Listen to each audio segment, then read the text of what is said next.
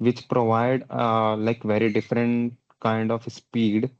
Like GP2 has a certain limit of the speed, like 3000 something IOPS. IOPS is nothing but input output operation. But this is the most recent one which you can configure, and the GP3 is like the most recent or the latest hard disk or SSD which this AWS provides you. And here you can see IOPS 3000 IOPS, or you can go to at least I think 80,000 IOPS, like input output operation you can do into this SSD. So according to that you can choose. Let's say let's create a 50 GB volume here. And here you can see by default it is this, and there's nothing you have to change. This everything will cover in AWS, like what is availability zone and all. So that's how this is only like cloud provide you a lot of visibility. Like here you can see I have just given 50 GB and I can provision this, and in the runtime it will give you the volume. Here you can see available, but it is not in use. So how you do this? So basically you need to go here in action, and you basically need to attach volume. And if you come here, I want to attach it to this, which you can Bastion.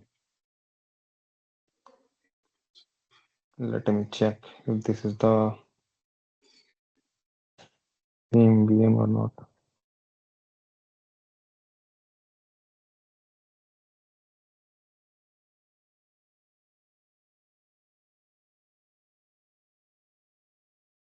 So my it will be I want to attach. Let's say I want to attach here. And also you need to provide some device. If you if I believe if you are aware, like we have covered, there is a slash dev direct at the root level. So there is where you basically stick, or whenever you insert any device, so it will be showing like this way, like what is the device and what will be the unique identifier of this device, how you attach this thing. So that's how you identify. So these are few of the name it is suggesting. So let's say SDK, and try to attach this volume here. So if I see here, it's in use. And if we come here, df-h,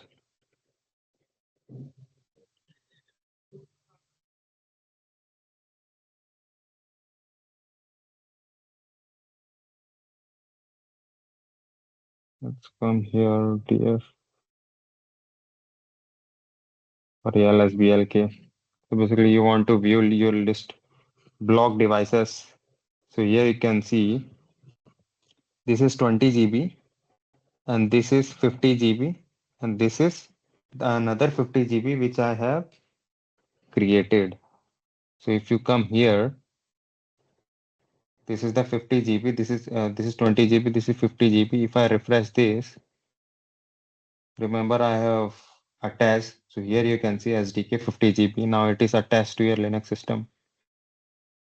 So this lsblk is basically list your all of the block devices which you attached.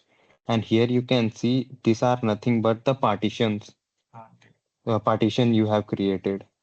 So if you partitions are nothing but you segregate your data.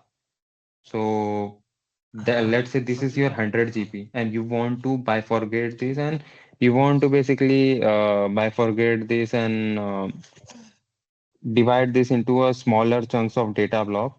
So that's how you create partition. So here you can see, let's say you want to create a partition of 50 GB, let's say. So here you can create P1 with 50 GB,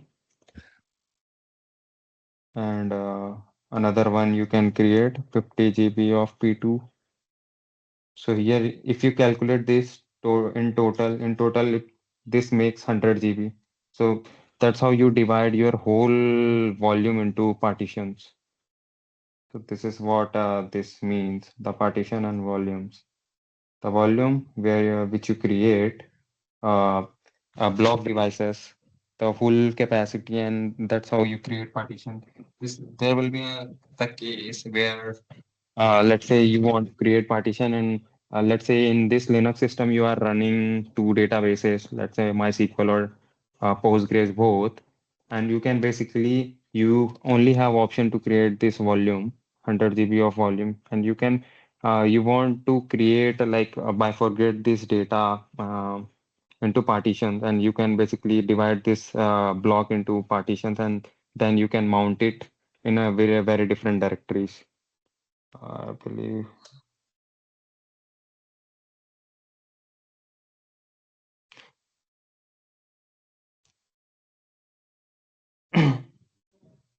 list block df -h.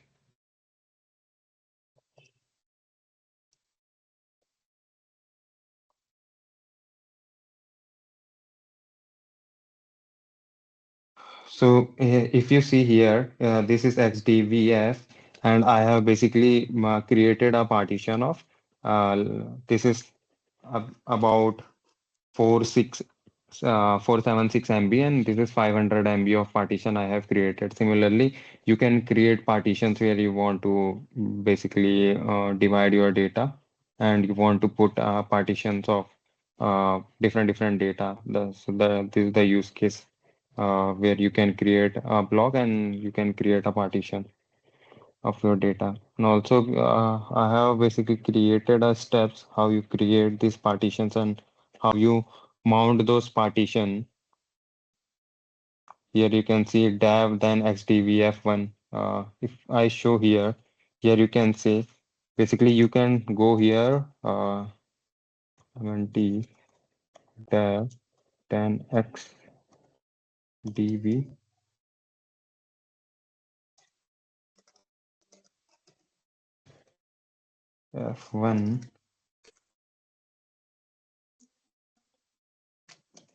Okay, let's create from scratch lsblk.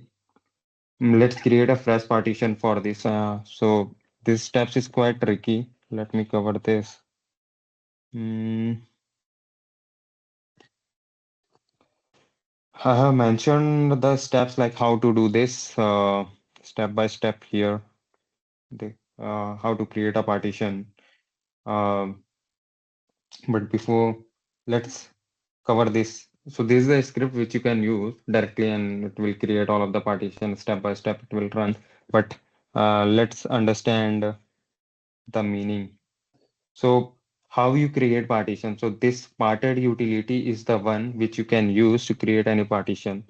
So here you can see I have written the parted is the disk partitioning utility. Let's go and check parted. If you Sorry, my bad. So when you do this parted, you need to also provide this the device where you want to create partition. By default, if you don't provide like any partition, so it will create partition directly into your root file here. And make sure you will like you provide this. You are providing this block device. Otherwise, it will wipe out all of the operating system and binaries from here. So make sure you are running this command and you are like carefully providing this block device where you want to create partition. Is this clear? Yes, no? Yeah. The parted is a utility, by the help of it, we can do the partition. Yeah. Like you guys are familiar? Anyone of you are like aware of this partitioning part utility? Yes, no? Okay. Then here you can like here you can see I have used the pseudo privileges and then part.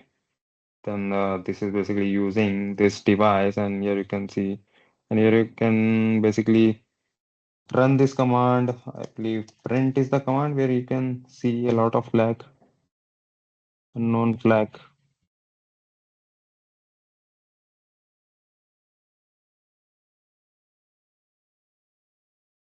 Okay, let's check. Print is the command to check like all of the information.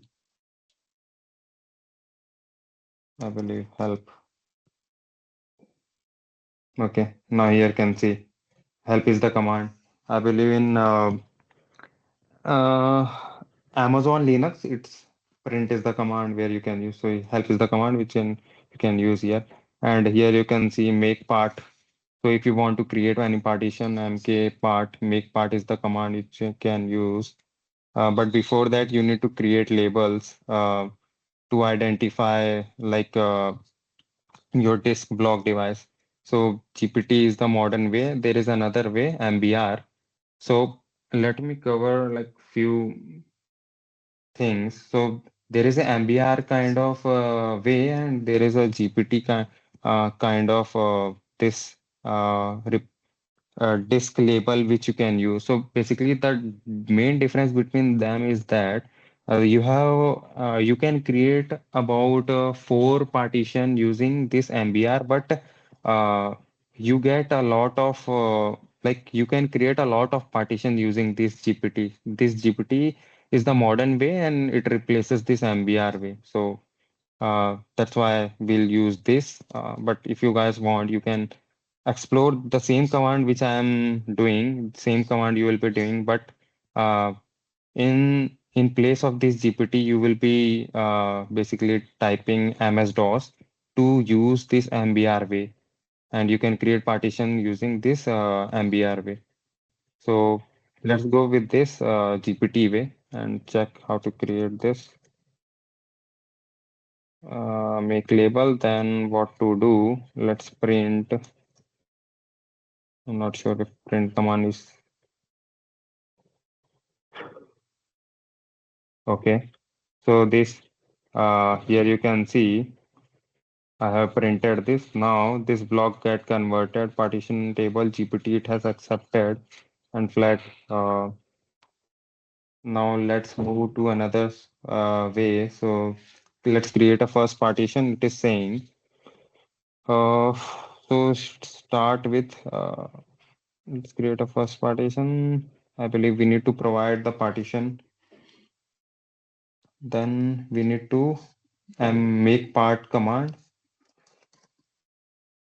We need to provide, since this is now, we have labeled this block device. This block device we have labeled. Now let's create a partition. Here you can see make part, then partition. All of this flag you can give like the sequence, or it will just prompt step by step what to do. Let's do this partition name. Let's name this as P1, then file system. Let's make it as default. Then start. Let's start with 1M. Check in the document like 1M. So basically, you need to like 0 to 1 MB. You should avoid this because that sector of your data is like crucial for operating system to identify like how much partition you have created. So basically, this block device store all of those data at the first sector of your device. So always start with 1 MB, and then you can create partition, how much partition you want to create. So let's create a 1M. Then and 500 or 600 GB, so 600 M, let's do this. Then I believe print. Here you can see it has created a partition with from here to 600 M, and then its type is 62. Then the name is this. Let's create another few more partition. Make part. Let's create two. Then file system. Make it as since this block is already got used, let's go with 601M, then 1024 to 1 GB, 1024M. So currently I'm basically dividing this in very much small, but you can go from like not from MBs but GBs you can divide, and the similar steps you need to follow. Print, here you can see partition 2 is created with this. Then let's check there is a quit. We need to quit it, make partition, then print, then quit. You can go and quit. But okay, lsblk. Here you can see you have two partition created for this. Is this clear? But currently it is like this partitioning is like stored in your kernel. So if your system reboots, this data won't be there, and you need to create this partition again. So that's why you need to basically reload your partition using this partprobe utility, and it will just register your data to your operating system. Like so that's how you register it and make it permanent. So if your system reboots, you don't need to take care of like configuring it again and creating partition. So partprobe is the one which will help you to create this lsblk. If you check this, and if we reboot this system, currently I'm not doing this, but uh, go and follow the same command and try to do this. So this will got persisted, and now lsblk you can do display partition, display the detail partition. So let's check this partition. Let's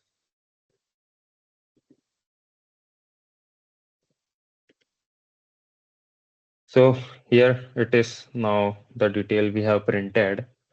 Now let's check. Format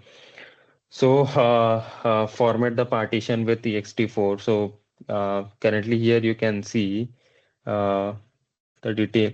So before using the partition, you need to basically provide a file system. So you cannot write to that directly, and you need to basically format it to a file system. So there are different categories of file system are there. Let's say ext3, ext4. Ext4 is the latest one. So it is the way how your Linux operating system interacts and stores your data. So basically, this is the way this provides you basically the interaction how your disk block will store the data. So this is the way. So you can use ext3, and it also basically depends. The ext4 provides you the best performance, like how much read write you can do, and how much amount of any data you can store in any disk block device, like how much terabyte, a single object of how much terabyte you can basically store into any disk block. So this basically defines how like how much maximum amount of any single object you can store in any disk block, or how much partition support. So all of those stuff, basically this file system provides you the feasibility. So let's format the first partition. You can do here an ext4, stv4 sudo mk. So make file system as ext4, this partition, and here you can see creating the file system with this block, and a UUID is provided, and then few of the details it has printed. Writing a super block information is done. Now it is got like it has printed like this disk block is now converted and like formatted into a ext4. Now let's convert this also.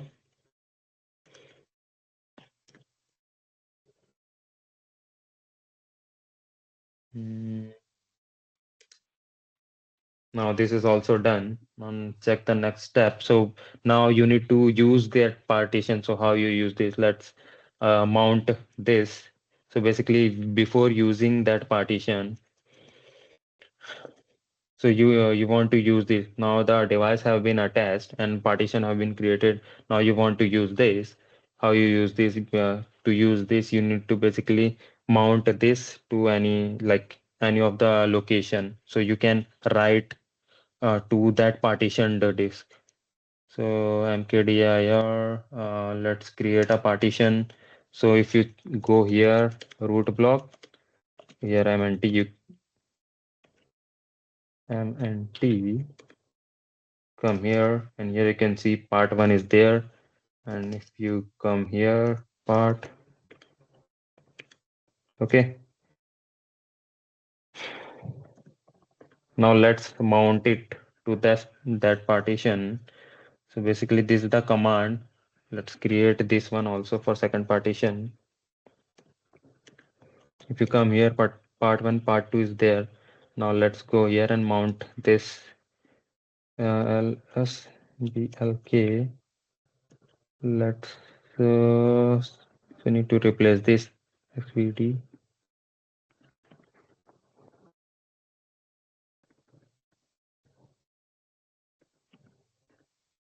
This is done. Part two. So now you have mounted, and now you can use this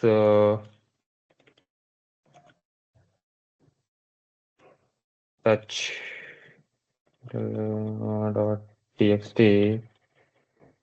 Okay, you need basically permission. This user don't have permission to do. Let's go to part one, and you can write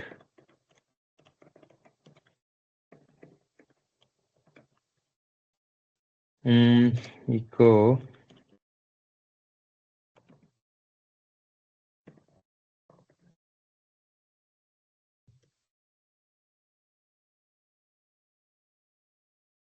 so let's write to this file. If you cat, here you can see it has printed this. And now basically what we just did is that we have mounted this. We have created a directory. In Linux, you have created a directory /mnt part one, and there is another directory you have created in the root file system part two, and there are two devices you have created dev one. You have mounted this. So basically, whenever you write to this mnt part one, anything, any object, like whatever thing you write, it directly goes here into this block. So that this is what we have done here. This is what we have achieved.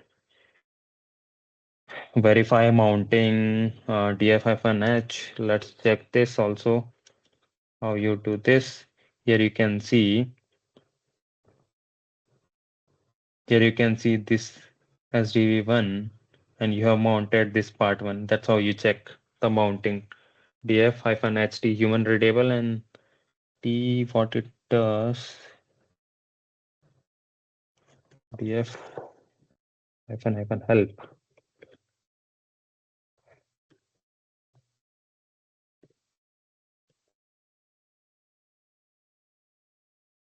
Basically print the type of file system. Okay.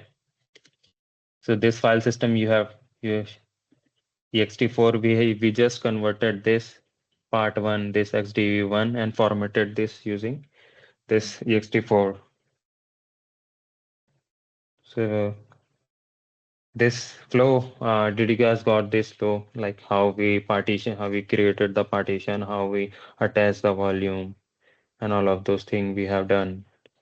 So all of the steps, it is not necessarily like you are following every single step, but it is like concise way, like you can pick up and do some POC, or you can basically check everything is well documented, and you can check this to create any partition. All of those things you can do.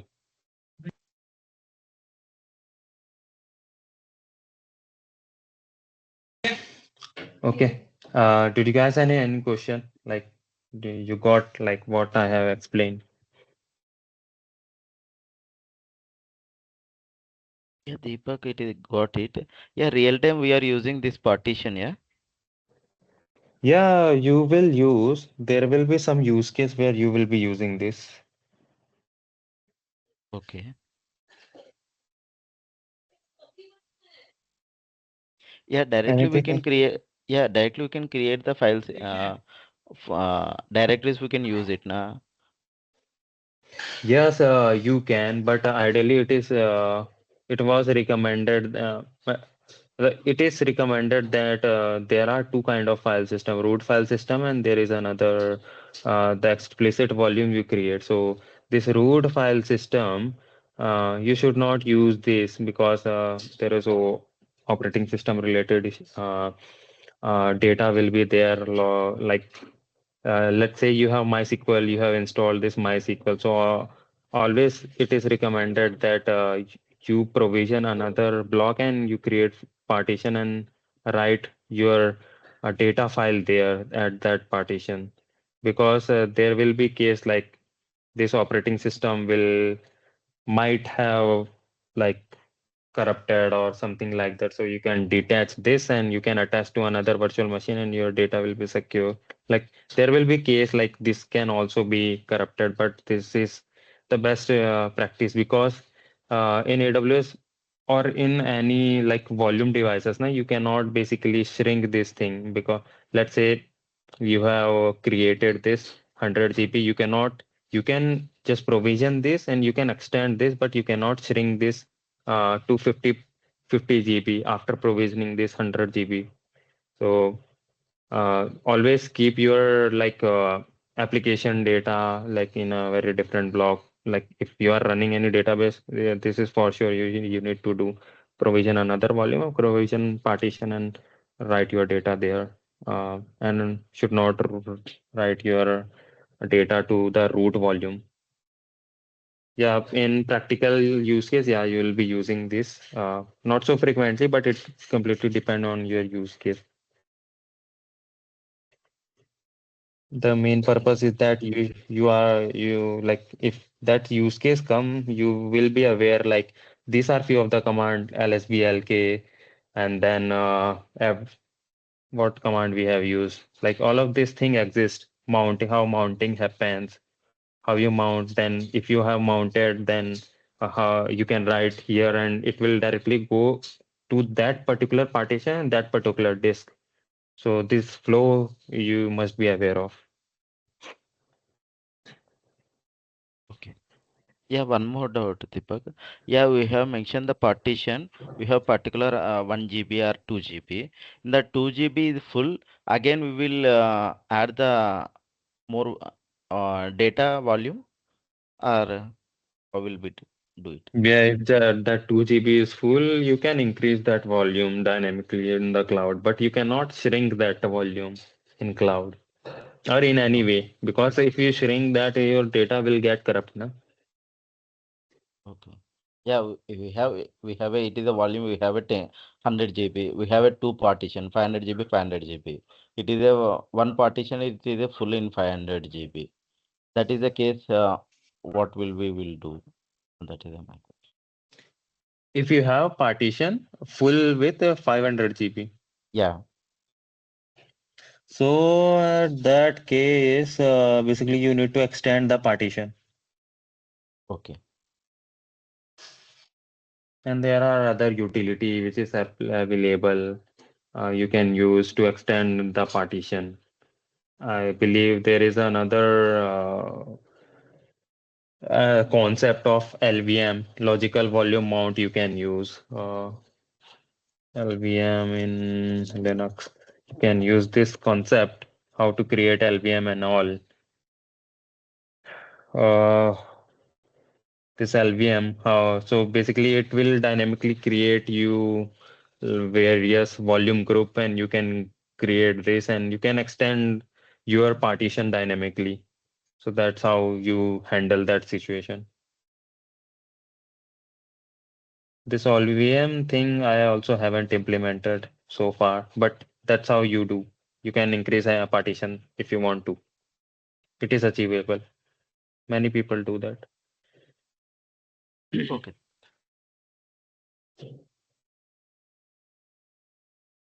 Okay, any other question? So there is a one more thing. Since you have mounted, you have used the mounting command. It is not persistent and permanent, but you can go here, cd etc f disk vim f disk Oh, sorry. Uh, what was the file? Oh, sorry, my bad. Ftab. So this is the file where you have to. So this is the file where you have to basically give the details like whatever volume. So you have to basically copy this and replace this with your device mounted and mount point, and you need to register there so that if your kernel like Linux system boots, like reboot, that will be persisted. It will read that fstab file, and all of the partitioning and mounting you have done, you no need to do it again. So that's how you make it persisted. So this is the changes. Then ls, I believe these are the few of the command we have used. Then you can unmount this using unmount, then mount point you can give. It will just remove your disk from that mounting point. So unmount is the command. Mount we have used, but that's how you unmount it if you want to.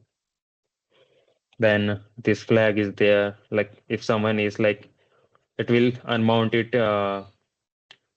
forcefully, but unmount if busy. So this is the flag you can use -L if someone is writing into that mounting point. So after finishing that process, the Linux will unmount that mount point. So this is the flag you can use. So this is how you do disk management, partitioning, and df-h you can use to see all of your df-h.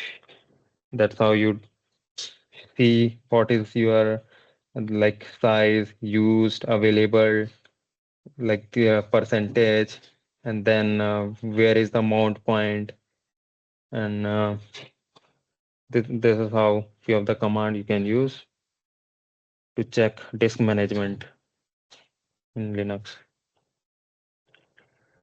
So I believe this is clear. Yeah.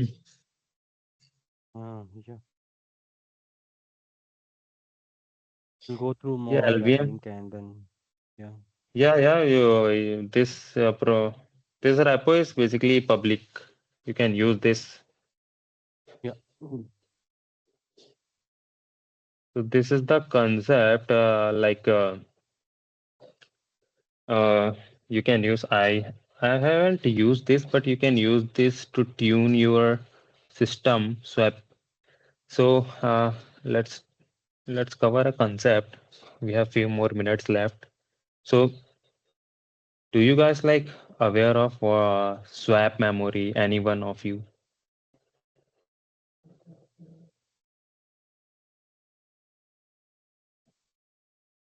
Okay, no issue.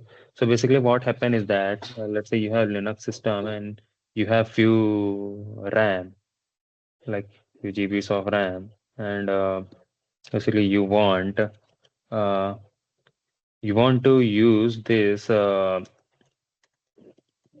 You have 8 GB of RAM, and your workload is a kind of workload which utilizes a lot of RAM.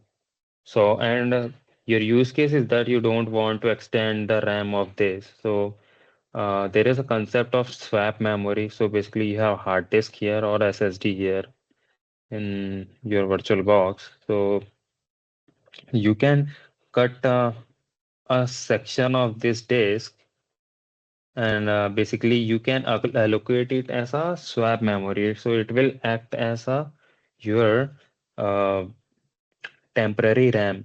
But most people don't use this because if you use this very a lot, it will degrade your performance, because reading and writing from SSD or a hard disk, it is like way more slower than reading and writing from your memory RAM. So if you want to tune that setting, so this is the command. I'm not sure it is available in here in Ubuntu. Let's check this. What is your swappiness? Here you can see 60. So cat etc like proc system VM, then Swappiness. You can tune this according to your use case. Uh, they go for general desktop 60 fine database and workload to Swappiness. A lower value of this. So a lower value of this is recommended to reduce the risk of performance degradation. So a lower value of this means you will not be using Swappiness a lot. So what happened is that when you provision or Swappiness means um, when your system is running, there are a lot of pages which will be there in the memory, which is not be utilizing a lot. Like it will not be using a lot very frequently. So what your Linux operating system does is that it moves all of those pages to this temporary RAM, since it is not using very frequently. So and a lot of your pages that are using very frequently, it will stick into this RAM. So when you bring this swappiness value very lower, so it will not be using this page transfer like um, from your disk to the in memory. So that it is not being using a lot. So that's how you control swappiness value. The lower value means it will not use this temporary memory a lot, but the higher value means it will use it a lot. But since it depends on your workload, like it is a kind of workload which uses your memory a lot, and a lot of frequent changes is there. So you need to use it very like carefully, and you can configure this using here systemctl conf. You can go and you can reduce this from swappiness value to like tune this according to your use case. Here you can see database server workload sensitive to swampiness. So lower value 5 to 10, you can do it is recommended to reduce the risk of performance, because a lot of you don't want that your database query will get stuck and it is not performing it very well. So it is not recommended to use swappiness a lot in that use case.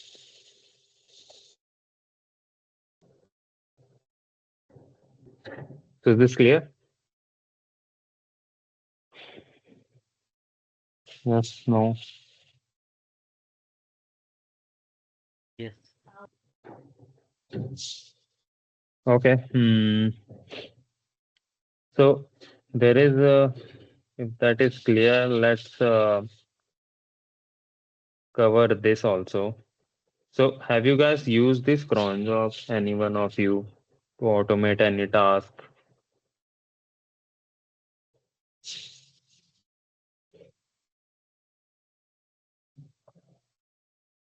No one?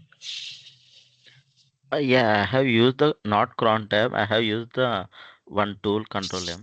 That time I have used the scheduling all the things. Okay. Yeah. Hmm. So basically, cron tab is nothing but, let's say you have a use case, you want to write a nightly backup, like backup at night every 10 or every like 2, uh, like when your workload is very less, like database, you are getting less traffic. So that's how you do. You can automate this. Linux provide you default feature called cron job. So cron tab hyphen e you can use hyphen e. Here you can see no cron job is there existing. You can list out, you can basically remove all the clone. Currently there is no, sorry, oh, cron tab hyphen e. Here you can come here. So let's say you have a shell script running and you want to run it every minute, every second. So you can basically put here, like every minute if you want to run, you can basically define here star star, like everyone is star means it will run every minute. Then you can basically, the second argument will accept which one to run, the command, since this tar is given, you can basically provide any custom utility. Like you can create your any utility and you can basically provide, and then basically uh, let's create hyphen tag remove all.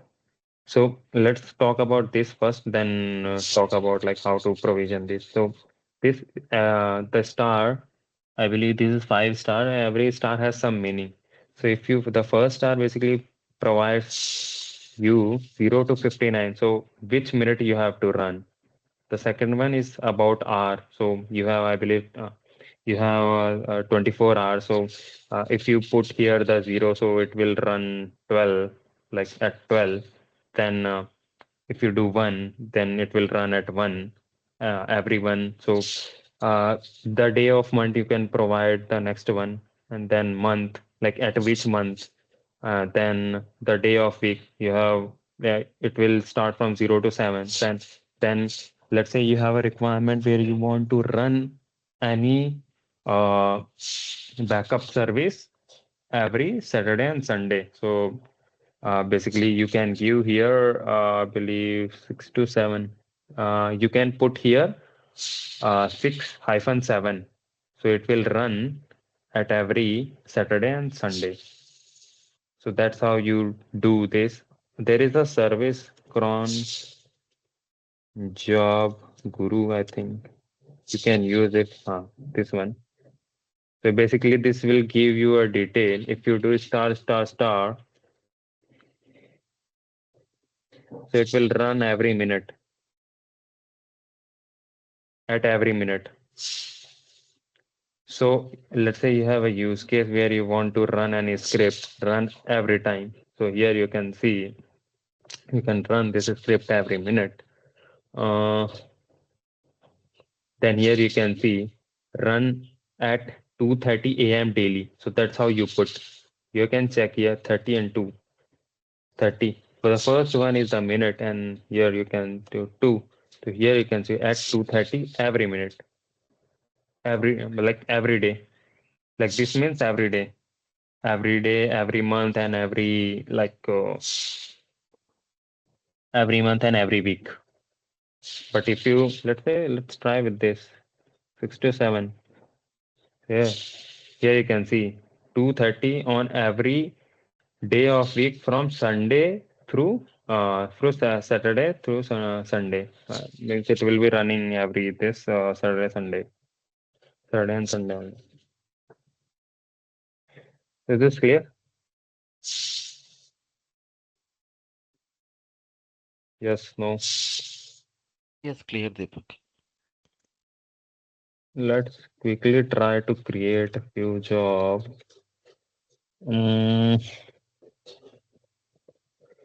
Test.sh. Oh, sorry.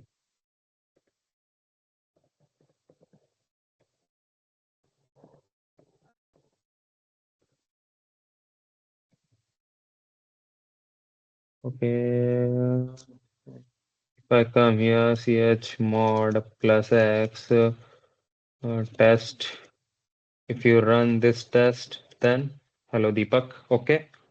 Present working directory. You can /root cron tab -e. You want to, let's create a cron tab, cron job.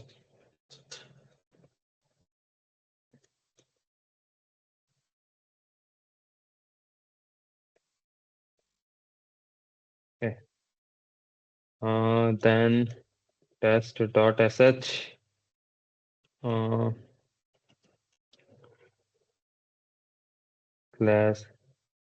/root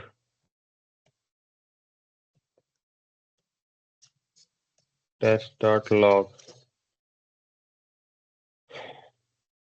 So basically, I am executing this and redacting its output here. So let's check if this is working or not. Yes. Yes. Rolex.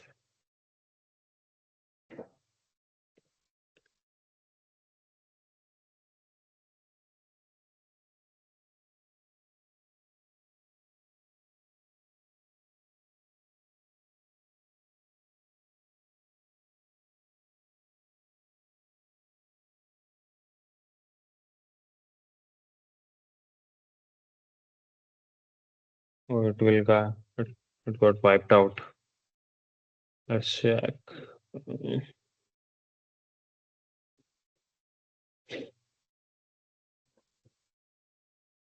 Try it again. /root /test.sh and /root /log test.log control X.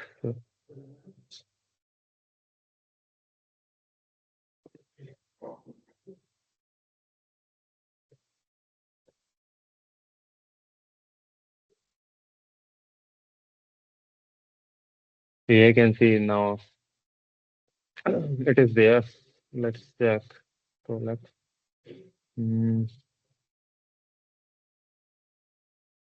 okay, now it is persisted. Touch.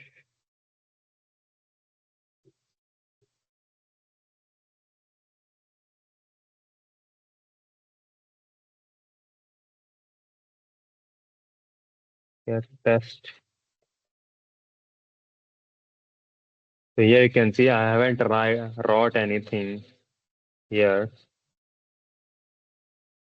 Test.log tail-f. Let's make it continue. Okay, sorry. Let's come here. So basically I am rewriting it again and again. So let's append this. So we'll cover what is this arrow, redirection arrow means in the next section. Yes, enter. If I do TLF, so now you will see every minute this hello Deepak will be written.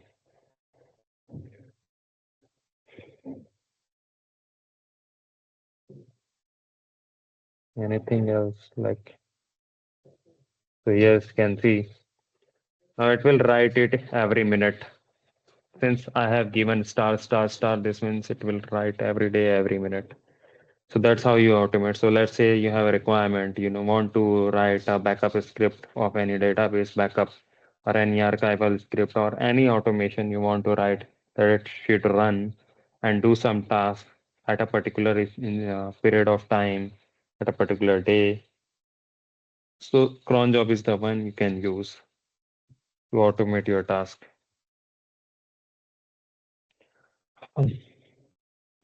Yeah. Anything else?